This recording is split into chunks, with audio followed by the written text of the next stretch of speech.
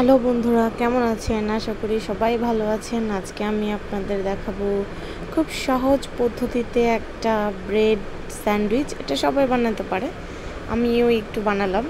আমি এর আগে অনেকবার বানিয়েছি, তাই আজকে শেয়ার করলাম। প্রথমে আমি একটা ডিম নিয়েছি, তারপর হচ্ছে স্বাদ মতো লবণ, তারপর 1 চা চামচের মতন আমি চিনি দিয়েছি। চিনি আর হচ্ছে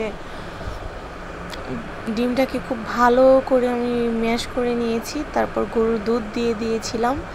এটা এখন একটা প্যানের মধ্যে তেল দিয়ে, হালকা তেল দিয়ে আমি এপিট ওপিট করে ভেজে নিচ্ছি।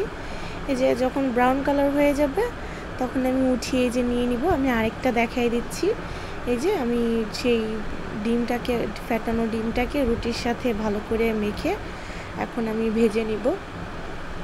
এপিট ওপিট করে সে প্রথমেরটার মতোই ভেজে নিব।